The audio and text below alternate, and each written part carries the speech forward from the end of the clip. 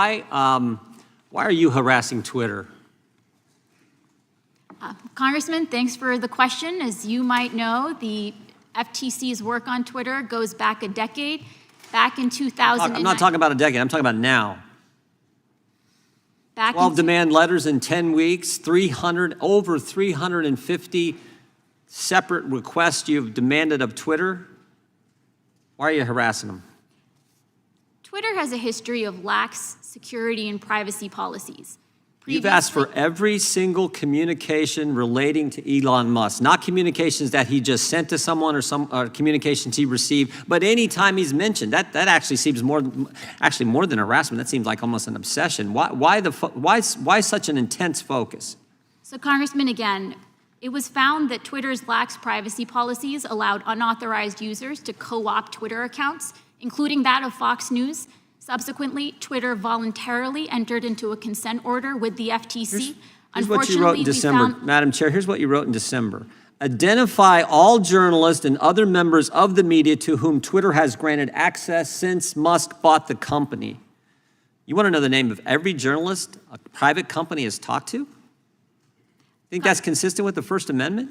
Congressman, as a former journalist, I take extremely seriously the valuable work that they do and understand that there can be instances in which government action is unjustifiably particularly, Madam Chair, if I could just interject, particularly in the context here. I mean, it's bad enough if you got government asking a private company about who are the journalists you're talking to, you name 4 of them and say, we want the other names of any journalists you may in fact be communicating with. That's bad enough, and I think a threat to the First Amendment, freedom of the press.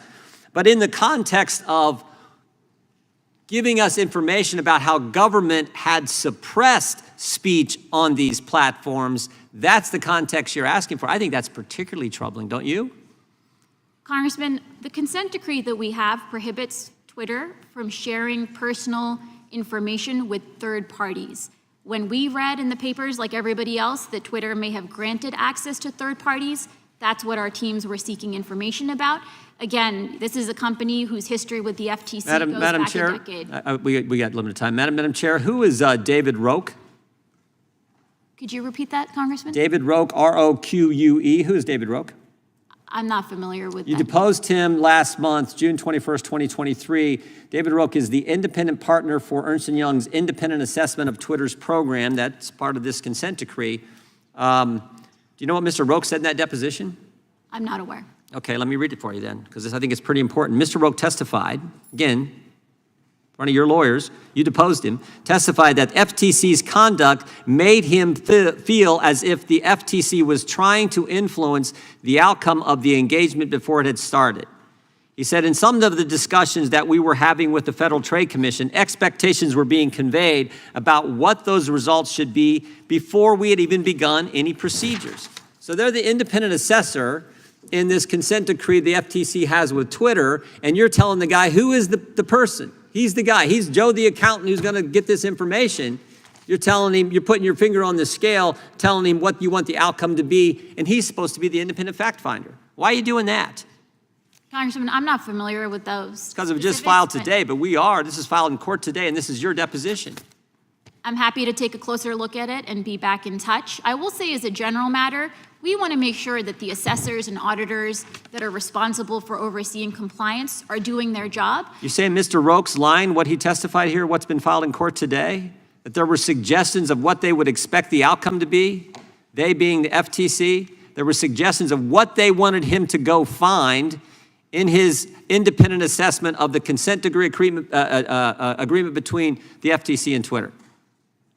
Again, I'm happy to take a close look and we can be back in touch with you about that allegation, but our staff are consummate professionals. When they conduct these investigations, they're focused on determining whether there was a violation. Is your attack on Twitter, harassment on Twitter, is that based on the fact that all kinds of Democrats have asked you to do this and frankly some things that you've written about dealing with, quote, disinformation? Does that have anything to do with it, Ms. Khan? Congressman, we make only independent determinations about whether there were law violations. The statement from Chairman Nadler, the statements from the letter, the press release and the letter from 7 Democrat senators that had no impact on it, that's not why you're doing it? Absolutely not. We look very closely at the specific matter at hand. Again, 12 demand letters in 10 weeks telling the independent assessor, hey, put your finger on the scale. This is the results we want. That's not harassment, and it had nothing to do with the fact that every Democrat in this town seemed to be telling you to go after Twitter. Our focus is on protecting people's privacy and security. Twitter has sensitive data on 150 million Americans, including private messages. We need to make sure, especially given its history going all the way back to 2010, we're doing everything to make sure Twitter is complying with the order. That's fine. Don't put your finger on the scale, and don't attack the First Amendment and the rights of journalists. Thank the gentleman for yielding. Ms. Khan, earlier, and I believe the gentleman from Arizona brought this up, you said people's privacy is paramount. I couldn't agree more.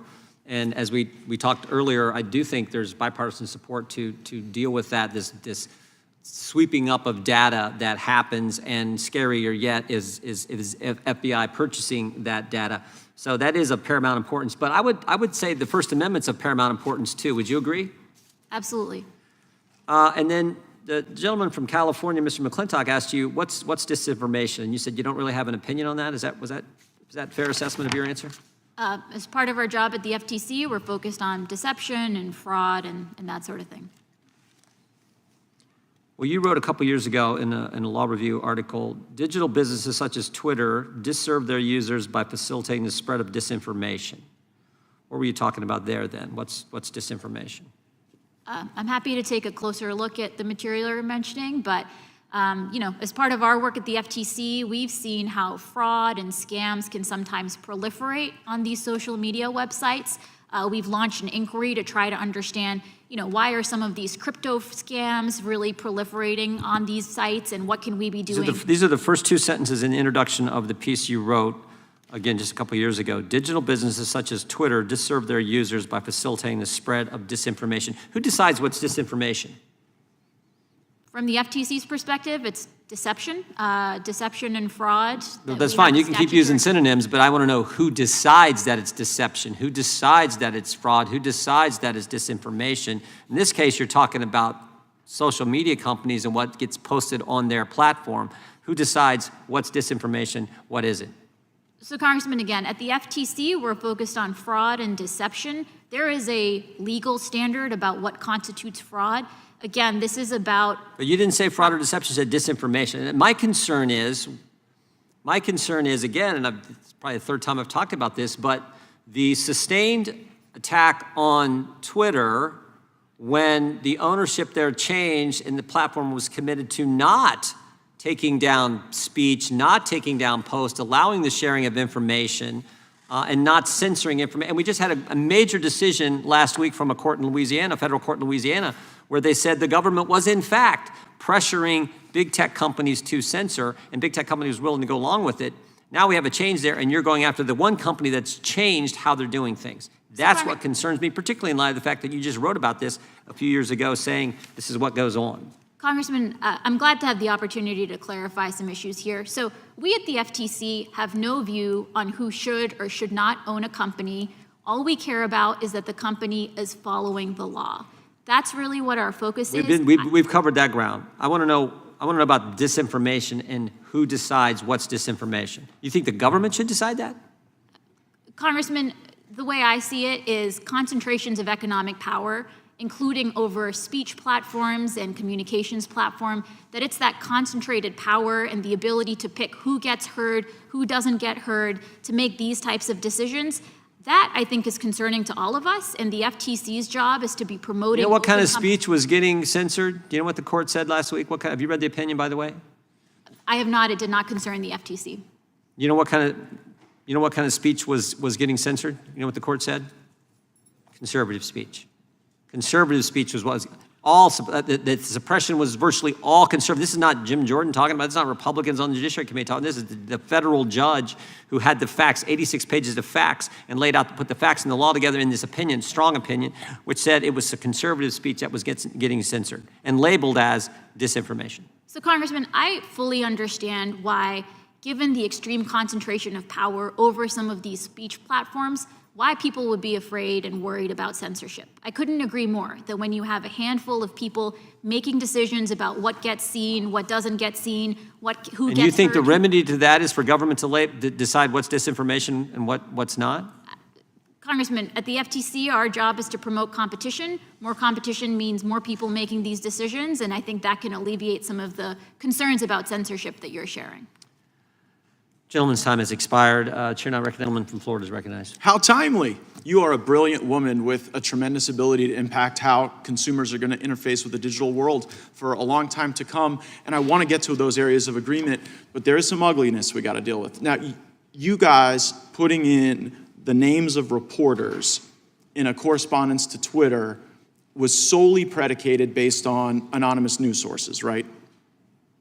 It was based on reporting that we... Right, and we would agree that anonymous reporting is not a sufficient predicate to target, to send letters about journalists who are your critics, right?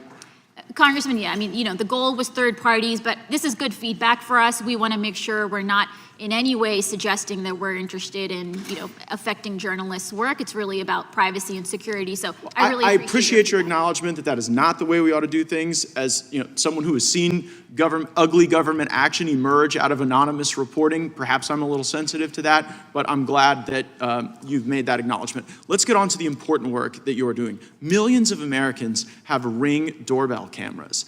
And your agency recently put out a correspondence saying, quote, during a 3-month period in 2017, a Ring employee viewed thousands of videos of female users in their bedrooms and bathrooms, including videos of Ring's own employees. There was also at Ring, according to the FTC, an unauthorized tunnel that allowed a Ukraine-based contractor to access consumer videos. An incident where a Ring employee gave information about a customer's to their ex-husband was also something that you uncovered. You also state that bad actors at Ring took advantage of the camera's two-way communication functionality to harass and threaten people who used Ring cameras. There was a case where an 87-year-old woman at an assisted living facility was sexually propositioned through Ring's two-way features. Kids were subject to racial slurs. A hacker got in and threatened a family with physical harm if they did not pay a Bitcoin ransom. And one hacker even communicated through the two-way feature to a customer that they had already killed the customer's mother and, quote, tonight you die. What is going on at Ring? So as you noted, we recently took enforcement action precisely because of these very serious lapses in data privacy, which endangered Americans in their day-to-day lives. Overall, looking at some of these surveillance devices and how they can be misused and abused is a top area of focus for us because people's privacy is paramount. Yeah, I thought that when people got Ring, it was to enhance their personal security, not to have their 87-year-old relative in an ALF sexually propositioned, their children to be slurred at, and then to be told that they were going to be killed if they didn't pay Bitcoin ransom. So thank you for that effort. Let's go to another evil company, Kochava. Kochava is one of these data brokers that you're going after, right? That's right. And the American people should know that Kochava geolocates where people go to church, and then they sell that data to commercial enterprises, right? That's right. That's real creepy, isn't it? I believe most people would have that reaction, yes. I got onto the FBI director yesterday for their creepy FISA activity, and now we have Kochava literally selling to people, oh, well, this is a Baptist, this is a Methodist, this is someone who goes to temple. Are you going to get these people and stop them? So we have a pending lawsuit. We filed it last year. The court dismissed it. They gave us the opportunity to refile. We just refiled an amended complaint.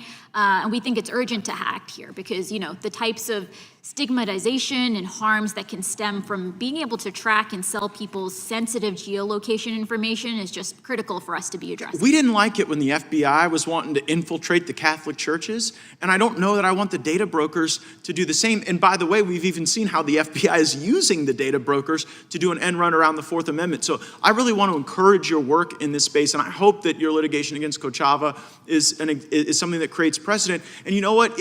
There's been criticism of some of your losses in court, but we as sophisticated lawyers know sometimes that a motion to dismiss an initial complaint can create a pathway to an amended complaint to achieve relief. And so if the laws are insufficient to stop data brokers from selling information about where my constituents worship And if the laws are insufficient to stop Ring from these activities, I really hope you'll work with us to change those laws. And all of Mr. Buck's points are really central to this, because if Congress is bought off, if people are just coming here to beat you up over what email account you use or what trip you've been on to Europe, I think it misses these things that are far more central to the life that our constituents lead. Thank you for your work.